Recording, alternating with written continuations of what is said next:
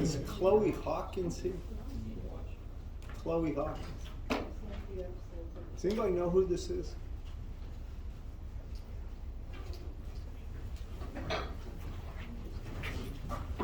All right, does anybody have any questions before I start? Y'all got those power problems, right? Huh? What? I don't think there was anything on the, It didn't, there was no post? They're just blank, I looked at it. Yeah. Well, send me an email if it does that. I'll just tell you what I gave you. I will make sure it goes up. There's 3 problems at the end of the chapter that have to do with what I was doing, where you're acting for total current and based on the power of the loads. So they didn't post it all though? Then that's something on my end. I'll check. I'll do that again, all right? I'll make sure you get them.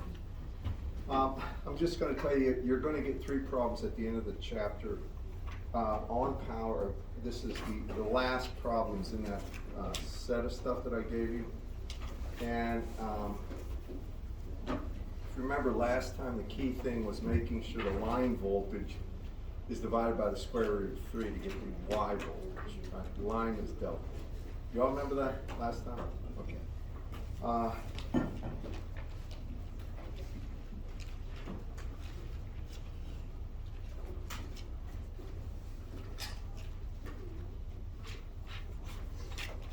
Next thing we're going to talk about is magnetically coupled circuits. Now, before I do this, I really feel I should do one of these things. I was assuming the thing posted, but if it didn't, it's really on me because I posted this, I think, from my office.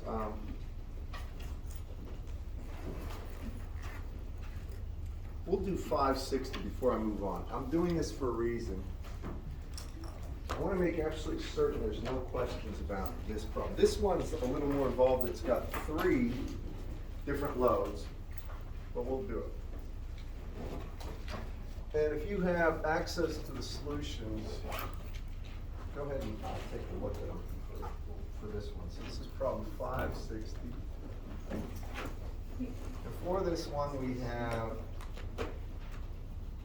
3-phase circuit, and we have a line voltage. So V line, which is really VAB magnitude, equal to 208 volts RMS. And you have 3 loads. The frequency 60 hertz, it won't matter in this case. And we have 3 loads. Load 1 is 20 kW at a power factor equal to 0.8, lagging.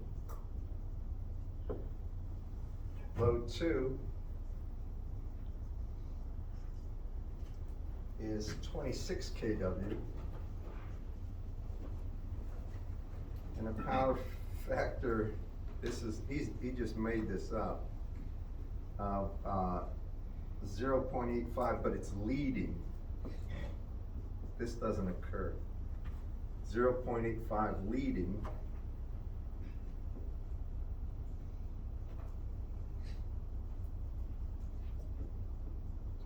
And I'd star that. That's kind of a non-realistic load. I mean, there might be something that I'm really unfamiliar with that could do that, but I have no idea of anything with myself.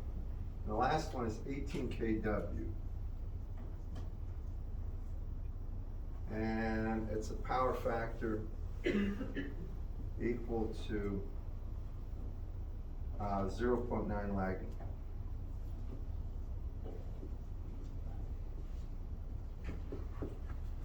All right, first thing you notice, and what do they want? Determine the total complex power. Oh, what's this? Determine the total complex power and power factor of the combined loads. So I don't even want the current, line current. I'm gonna get the line current anyway, all right? Now, you all know the biggest problem here is interpreting what he means by some of this stuff. You've got three-phase loads. Each one of these loads is represented by a single value here for all three phases of load one, all three phases of load two. So you got 20 kW, 26 kW, and 18 kW with different power factors. And what we want to do, I want to get the line current first, the current in the line that would flow from the source to the load. Do y'all follow me on this? So the way we do it is first, we have to interpret what that means. So for load one, when they say VAB is 208 volts, what I really want is VAN, and that would be 208 over the square root of 3. I'm not even worried about phase angle at this point. So that's going to be 120 volts, isn't it, class? If you kind of know this, you can take 120 divided by square root of 3. You should get about 120. Do you all get that? All right. That's just VAN. That's the Y voltage, right? Now for load one, I've got a single load, and I'm going to do the A to A phase. I've got top to bottom 120 volts RMS, and this would be capital A neutral. Now for this load itself, here's the thing. There was 20 kW for all three of these balanced loads and for load one. Do y'all follow me on that? So we're going to divide that by 3 first. So we take 20 kW over 3.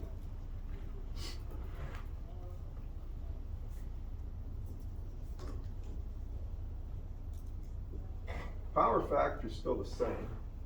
And the power factor is 0.8 lagging.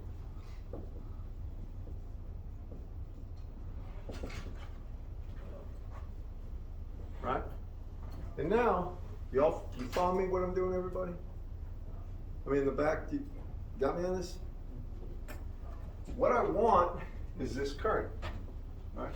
Really, I know they're all going to be, I want this current, I load 1 here. So if I think about it, I know that 20 kW over 3, I'll put 20,000 by 3, so you know exactly what I'm doing. That's the real power of that load, and that would be equal to VRMS times IRMS magnitude times the power factor. Y'all agree with that? Take a good look. Make sure you see this. This is just one phase, so that's the reason it's 20,000 by 3. Anytime you're talking about average power, it's voltage times current, right? Times the power factor. It would be cosine of theta b minus theta I north, right? Everybody follow me on this? All right, we've got the power factor, we've got the voltage, 120. So I can say the magnitude of IRMS would be equal to 20,000 by 3, right? And then, since I want IRMS, I go ahead and divide it by VRMS, which is 120, right? And the power factor, which is 0.08, or 0.8, pardon me. And this will be the magnitude. This would be IRMS 1, or I'll just call it I1, because we're talking about nothing but RMS values. Just give me that magnitude. Hit the angle in a second.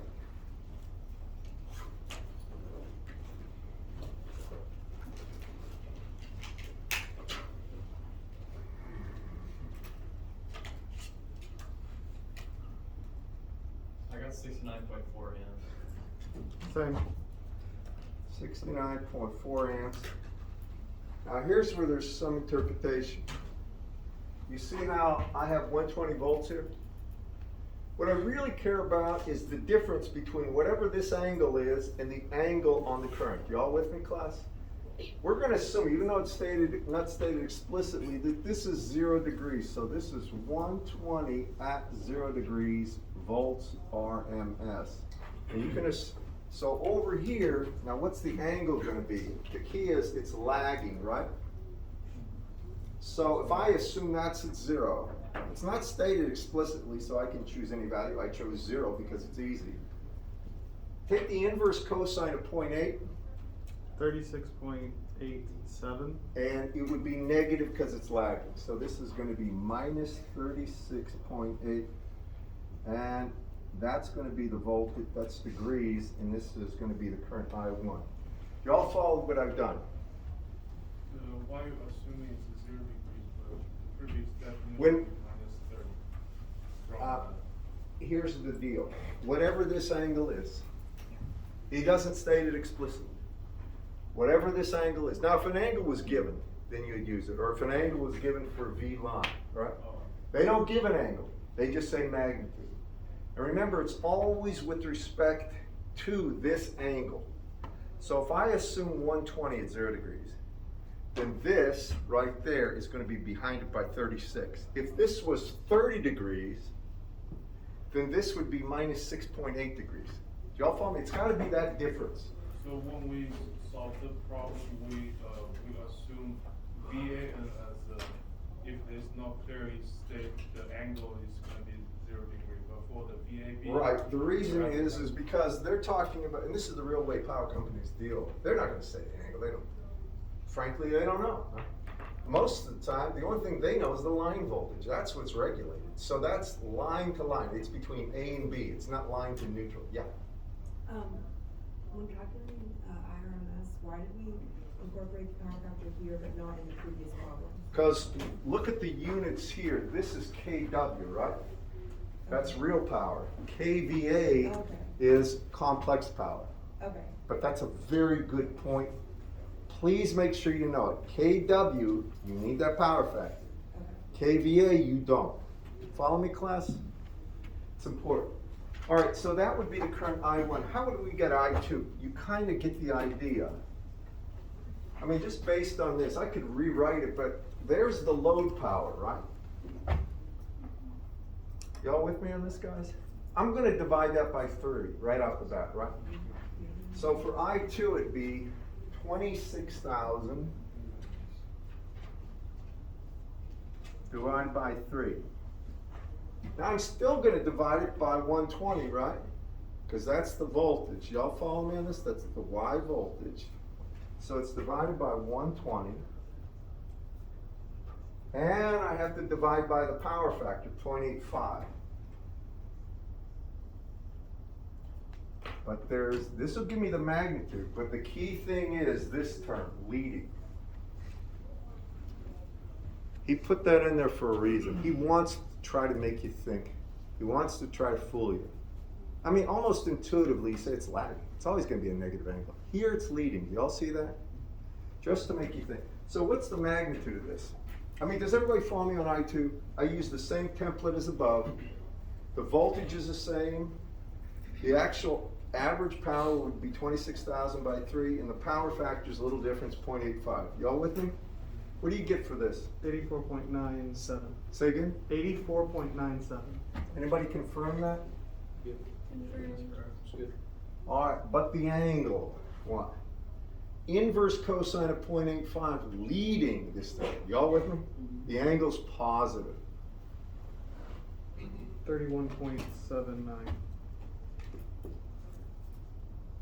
And if anybody ever finds out any industry in North America that has a leading power factor, let me know. I mean, naturally leading. You can add capacitors to get that. I'm saying something where you have industrial machines working. I've never heard of that, but he did that for that reason. Just to make you think. Okay, how do I get the third one? I hope I got room for that. It would be the third load, 18 by 3, right? 18,000 by 3. And then it's going to be lagging, so, or divided by 120. right, times 0.9. And can you give me the magnitude of that? 55.56. And the angle would be the inverse cosine of 0.9, which is what, 25 roughly, point something? 28. 20 what? 25.84. 0.84? Okay, and degrees. So now we have the three currents. Isn't that negative? Yes, Jeez, you're right. Negative, it's lagging, thank you. Now to get, y'all follow me how I've got all this, everybody? Now to get the total current, how do we get it? I total would be equal to I1 plus I2 plus I3. This would be the total current in the A, from small a or from the source to the load, the large A, right? So it's on the transmission line, what would it be? The magnitudes will be the same in all three transmission, or the A, B, and C phases. It's just the phase difference would be 120 degrees. But for this one, this is the A phase, so if you add all those up, and remember they're complex numbers, so don't ever just say 69 plus 84 plus whatever. You have to add magnitude, and it's at an angle. What do you get? Here's where the mistakes are made, just telling you this. As best I can remember, this is where mistakes are made, adding these numbers. Most people understand how you get them.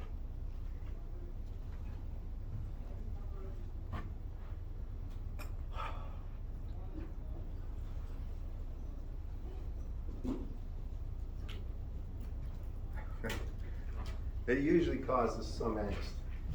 And if you've got calculators that you're having trouble with, just if you raise your hand and tell me which one, I'll try to get somebody over there to help you, because that's the way you really, with calculators, it's best for students to help each other. Did you get it or not? I got 179. Hold on, 179? Yeah. At an angle of negative 6.77. Anybody else? You got that? You got that? Yep. Okay, I'm gonna take it as the right answer, and I'll tell you one thing. The complex math in this one, you have to be attentive. People flub that up all the time, but that's how you get it. Now that was for the current in the line, right? So all three loads would have that current. Now if we wanted the complex power, I'm gonna ask you something. If I wanted the complex power, now hear me, just in the A phase, from A to neutral, we've got the line current, right? Just listen, I'll do it over here. I mean, there's so many ways to do this, but it's best to do it the way you understand and see it. So here's how I'm thinking to solve this. If I find the complex power in just the A to neutral phase, I can simply take that and multiply it by 3 to get the total complex power. Does that make sense to everybody? Right? Because it's balanced, so the complex power in each load has to be the same. Y'all follow me? All right, so the complex power, and this is in one phase, it'll be the A phase, is VRMS times IRMS conjugated, right? We know VRMS is 120. I assumed it's 0 degrees. Y'all with me on this class? So it would be 120 at an angle of 0 degrees times IRMS, conjugated. So it'd be times this conjugated, which would be 179 at an angle of 6.77 degrees. And the reason it's positive is conjugation. Do you all see that, everyone? The angle would flip sides, correct, everyone? So what do you get for that? This would only be for one phase. 180, 120, I know the angle is 6.77. I just want 120 times 179. Anyone? 21,480. Say that again. 21,480. On and this would be at 6.6, or at 77 degrees, right? You agree with that? That's S complex for one phase. S complex total would be 3 times that, or 3 times 21,480, and it would be at 6.77 degrees. And if you can give that to me, I'd appreciate it. So 64,000 roughly. What do you get for that? 64,440. 64,440, did you say? Yep. Yes.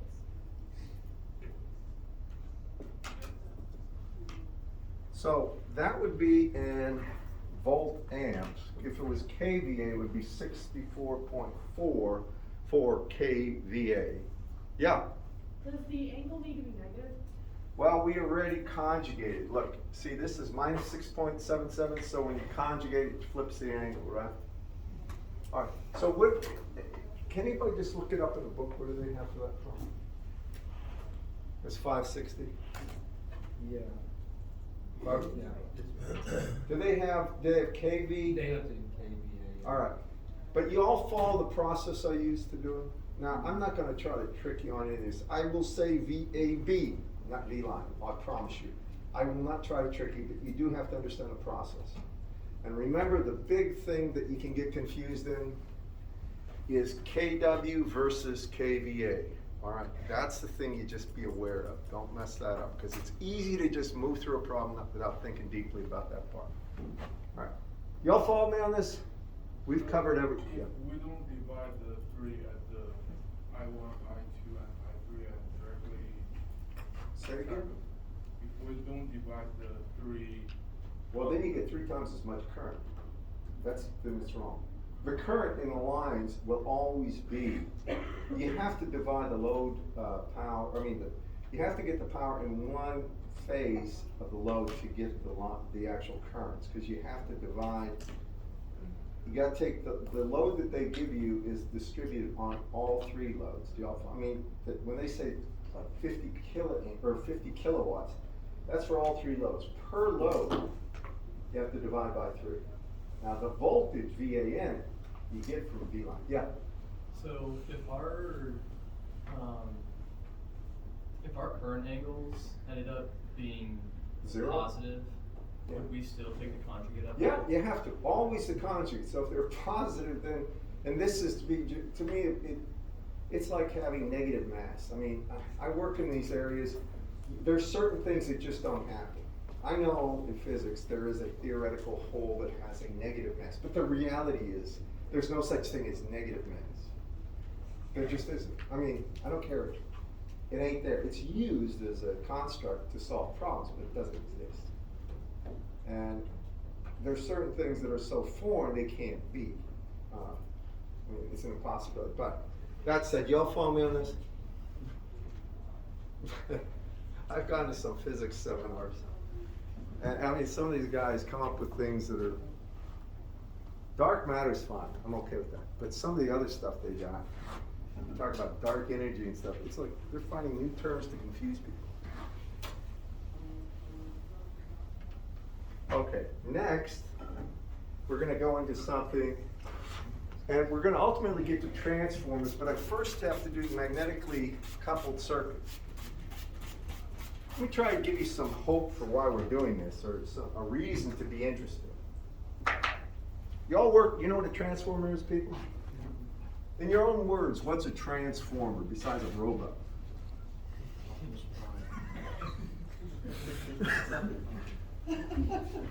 I asked that, you would be surprised at the comments I get from people. And they're serious, because they saw a movie called Transformers. No, that's not. That's not what I was thinking. It's something that does what, in your own words? Changes the voltage. It will take a low voltage, turn it into a high voltage, or a high voltage into a low voltage. How many know that from some I don't know, exposure? Transformers are used everywhere. Now, a transformer only works with AC, that. If you have DC, you have to make it into an AC signal in order to step up the voltage or decrease the voltage. And by the way, that is one of the single reasons why everything is done with AC voltage. The ease of changing the actual voltage out of there by using transformers. You all with me? But before we do transformers, we have to do magnetically coupled circuits. And I'm not sure why, but this is the approach. Now, some of you will wonder why.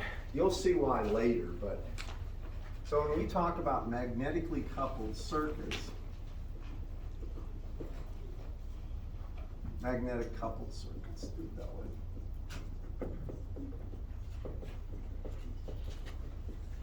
Let me just explain something. This actually is a transformer, only the coupling in a transformer becomes nearly perfect or there's no losses. When they do this, what they'll do is first they show you the schematic of what a magnetically coupled circuit looks like. And they'll have this. These are just like inductors. This is called the primary side. And this is the secondary. Now those are like inductors right there. Each one of these things will have a dot. If you know anything about transformers, the dot convention becomes very important. Just put that dot there. It's only as a reference. And this will have a voltage on the primary called V1. All right? There's going to be a current going into here called I1. There'll be see where that dot is? That's where the positive is in terms of the measurement of the voltage. So there's a voltage here, V2, and there's a current here, I2. Keep this in mind. When we're talking about magnetically coupled circuits, the voltage is measured plus at the dot to the opposite side negative. Just remember that. Current flows into the dot for magnetically coupled circuits. Now, here, as you might guess, there's some inductance here, L1. It's the primary inductance. Just has to do with the number of turns on that coil, but don't worry about that. There's some inductance on the secondary, L2. But there's also something called a mutual inductance. And there's an inductance right here called M1 or M2. It won't matter, they're the same. Mutual inductance. Now, that doesn't mean a whole lot to you, but you can at least appreciate inductance, right? And inductance, the reactance of that would be J omega L, correct, class? All right, now, mathematically, and I'm going to go right to the frequency domain. You don't need to write this part. But mathematically, what they'll do is say V1 mathematically is equal to simply L1 dI1 dt plus M1 times dI2 dt. And then they'll say V2 is equal to L2 times dI2 dt plus M times dI1 dt. Now this is written in terms of a differential equation set that we're going to completely forego. We're going to go right to a constant frequency approach because any of these systems are not used with transients 99.999% of the time. They're used with a constant frequency like a wall voltage at a given frequency. Y'all follow me? So when I do this and I write it in the frequency domain, I'm just telling you what you're going to see if you look online. A lot of people use things, you know, there's Khan's Academy, stuff like that. That's very helpful, but they'll start here usually, and I just want you to know that's where they start, so don't worry about it. Here's what happens. Every time you have a time derivative, if you do the Fourier transform of this, you literally replace it with a J omega. I'm just telling you that.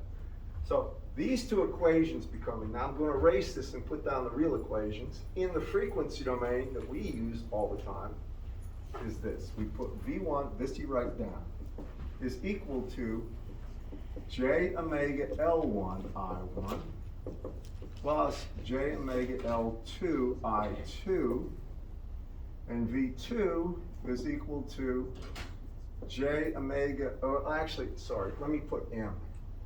I want to use mutual correctly. J omega, and here it would be M I1 plus j omega L2 I2. And these are relationships between voltage and current on the primary and secondary. A lot of this is just the way it's designated.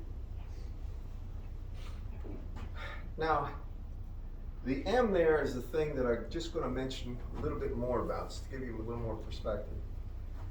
Anytime you have coils of wire and they're near each other, anytime current flows in this coil, it creates a magnetic field, and that magnetic field will penetrate the other set of coils. And when there is a time variation in magnetic field, it's changing with time, it will induce a current in this secondary here. Now, I'm not going to get into the fundamental physics. Some of you have had physics, and you remember that you can calculate the flux going through a coil and take the time derivative of that flux as the induced EMF and stuff like this. I really don't want to go there. I don't want to spend too much time on fundamental physics, but I just want to, pique your interest that that's where all this comes from. These are the macroscopic or lump parameters that define what goes on here, the constant frequency. Got that? So now a good question is, well, how do we actually solve something with this? And I'm going to do a problem so you can see how this is used. I'm just going to put it up. And I want to say one thing. I'm going to try to make this as applicable as possible to the real world, what you would need to know in the real world. I'm not going to try to make this esoteric, try to make all sorts of stuff that just has no real benefit for you know. So the problems I select, the way to go about it is going to be applied to what's beneficial to you. Let me leave that there, and I'm going to show you this is a typical thing. Now remember, we're going to be in the frequency domain at a constant frequency. That means it's a cosine of omega t plus a phase angle kind of variation for everything. Here, we're going to have this, plus to minus 24 volts at 30 degrees. That's a volts, RMS. You're going to have 2 ohms, J4.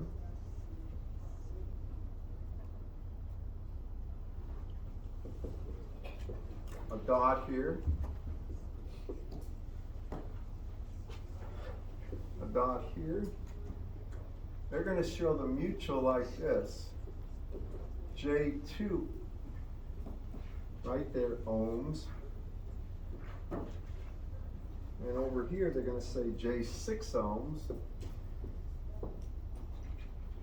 And then they're going to have a capacitive reactance of minus J2 ohms. And this is 2 ohms.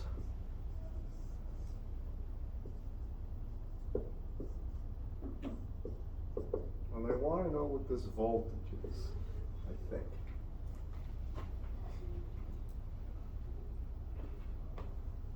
Yeah.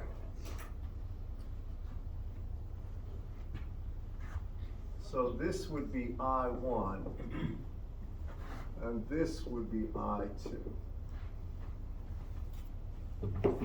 What you're going to see a lot of times is I2 coming out of there, and if I2 is coming out, then this would have a negative sign. There would be a negative sign here, but I'm going to do it the standard conventional way.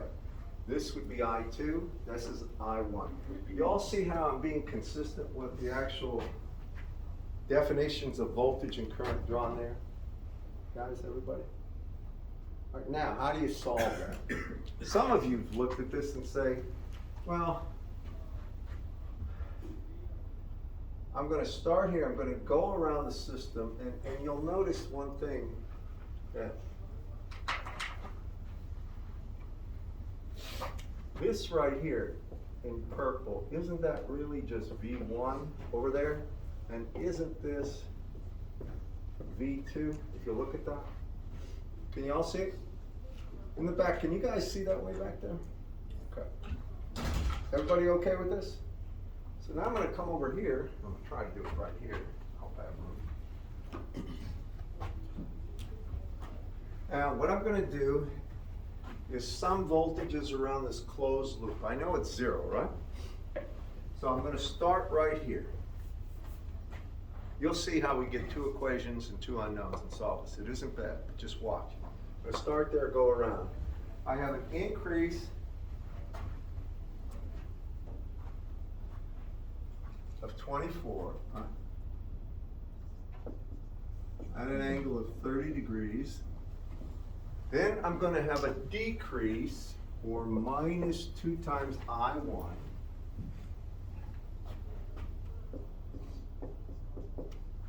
And then minus V1 equals 0. Just take a look at what I put down there and see if you agree with me.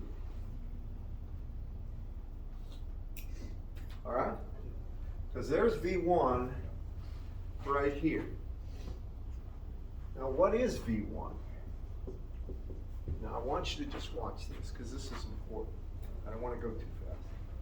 Well, I said that V1 here was J omega L1 I1. Here, they circumvent the problem of multiplying omega by L. You see that, how they have J4 right there, right next to this thing? That is the equivalent impedance of that inductor. It's J omega L. You forget about the frequency at this point. So this becomes simply J4 times I1, right? Y'all with me? That's this part. Can you all see it? Then I gotta add the next part, plus, and it's J omega M. Now you see, this is J omega M there, that J2. Do you all see this, class? Remember when we were doing problems with inductors?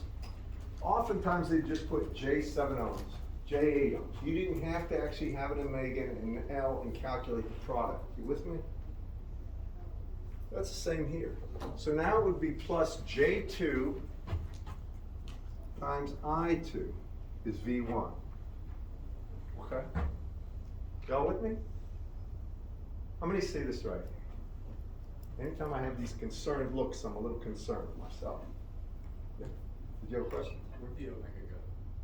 Well, it's a product of omega times L, right? Is 4, right? Who cares? You don't need omega to solve it. You need the product, omega L, and that's what's given. Didn't go anywhere, it's just not stated. So, y'all follow me? All right, what about this next one? What's V2 then? Take a look. Well, V2 would be I2 times J6. Do y'all see that? Take a look. V2 is J omega, well, I can do it this way. So J omega M I1. This is M right there. This is actually J omega M, right? So the reason I put the J omega M first is because you see how I1 lines up nice, I2 lines up nice. You can make a matrix out of this real easy. So I have J omega M, or I have J2, J omega M I1, J2 I1 plus, and then you have this inductance, inductive reactance, it's J6 I2.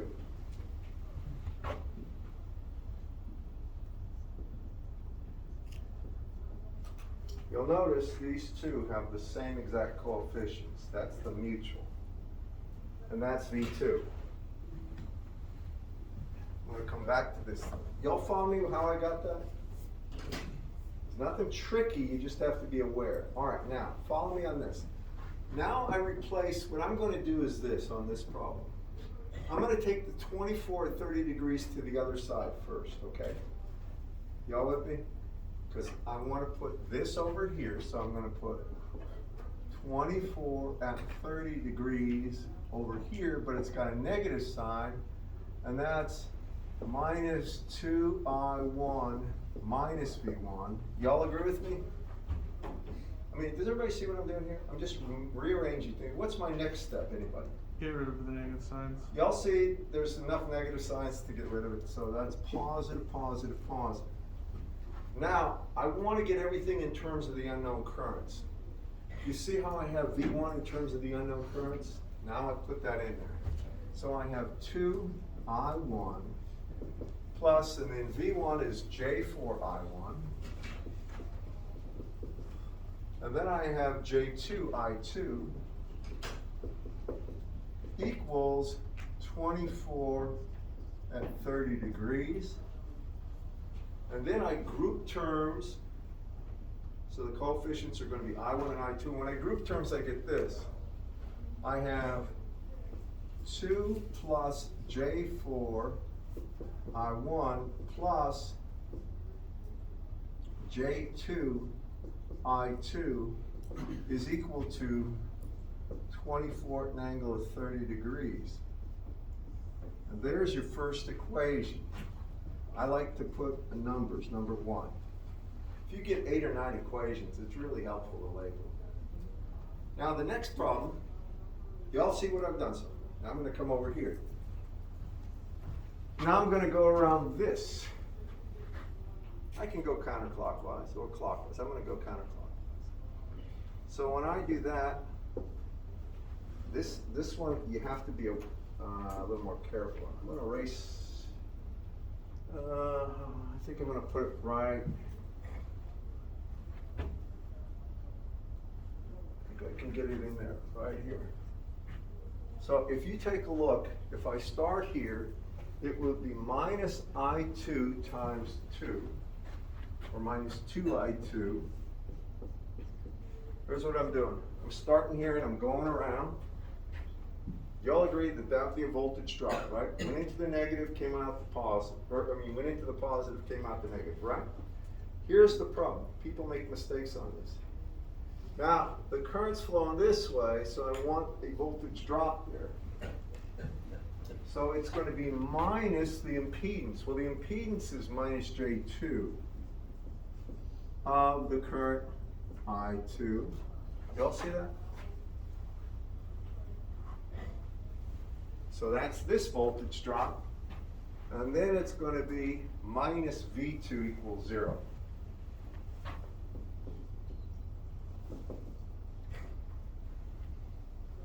Take a good look. Y'all agree with that? Now,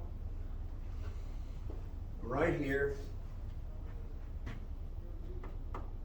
I'm going to just multiply by -1 because I see a lot of negatives. So I'll get rid of it.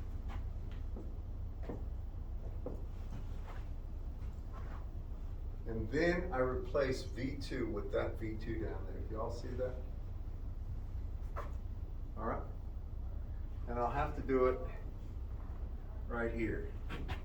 So I'm going to have, let me try to make this a little clear.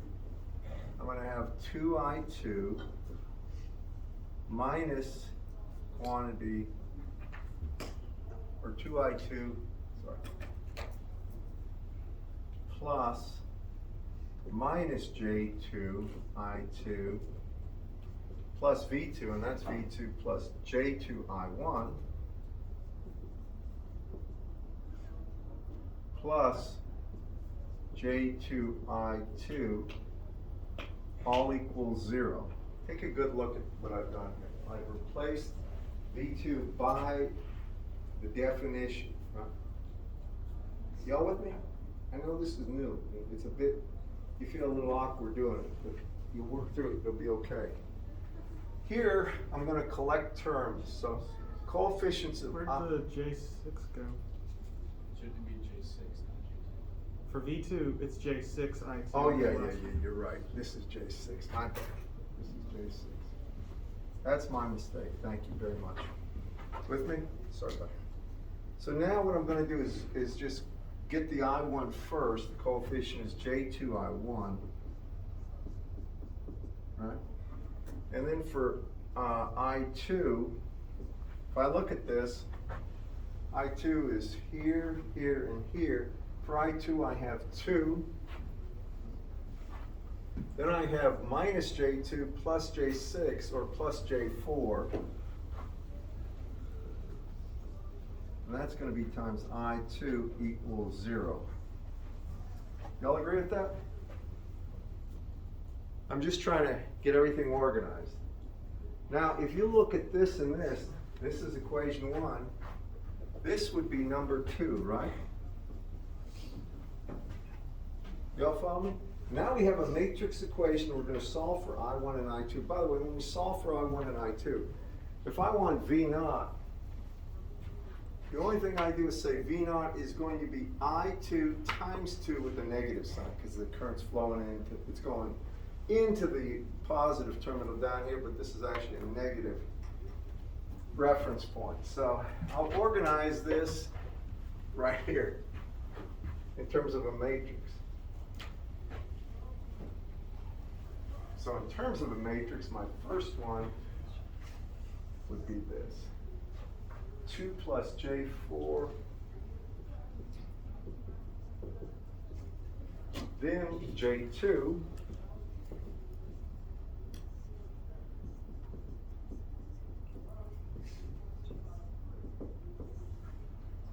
(24, 30 degrees), and this is going to be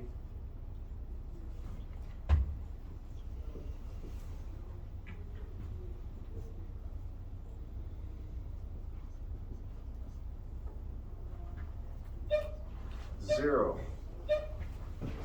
Thank you. Y'all agree with that? I just realized something. Some of you have calculators that don't do complex matrix inversions. So I'm going to, right now, I want you to be able to write that down. Y'all with me on this, class? Y'all can write that down, correct? If you write that down, how many have calculators that can do complex matrices? If you do, could you give me I1 and I2 that you get?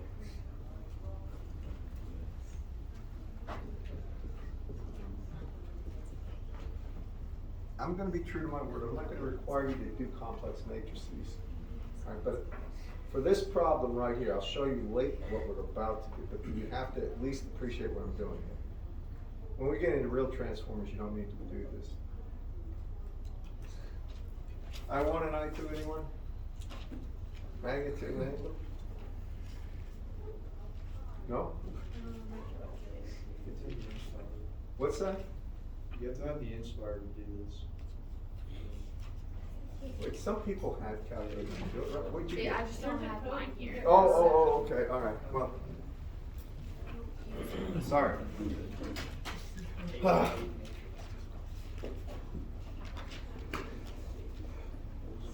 All right, I2, you're gonna get 2.68 at, or minus 2.68 at 3.43 degrees.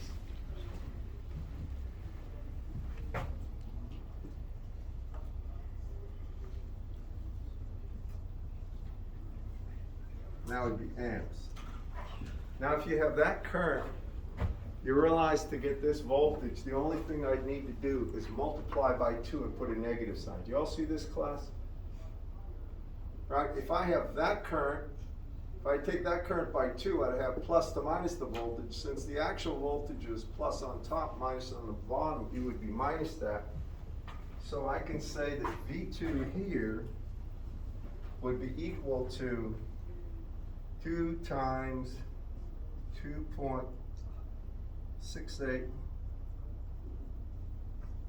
at an angle of 3.43 degrees, and that would be, I should say V naught, the V output, not V2. That would be V naught, and that would be this voltage right here. I have a question. So actually the V naught is very low compared to the original 24 Yeah. volt. There's nothing that stipulates the output voltage has to be greater than or less than the input voltage. It has to do with the loads. If this right here, let me be clear about this. Now, because these values right here dictate that, you can't make any assumption. It has to be greater or it has to be less than. Okay. All right. It depends on the resistor on each. Well, it depends on a lot of things. It depends on these values as well as the resistance and capacitive reactance. So it's not a cut and dry thing where I can say that. You'll see with transformers it gets a lot easier. I want to just make sure I expose you to this. I'm going to give you some problems. And I realize that some calculators will not do some of these things, so I'm gonna have to make I'll make an adjustment. Now, What number was this? this is an example in the book, it's not the end of the chapter. But, yeah. Go ahead. What I wanted to say is for Friday, the quiz will be related to not this per se, but the last bits we covered, okay? Yeah. Did you assign homework for Monday? I don't know if it got deleted out or not, but there's nothing on homework. That's what I was saying. It says like. I thought I did, but I gave people the right permissions, and that might have been a mistake. I put some up there.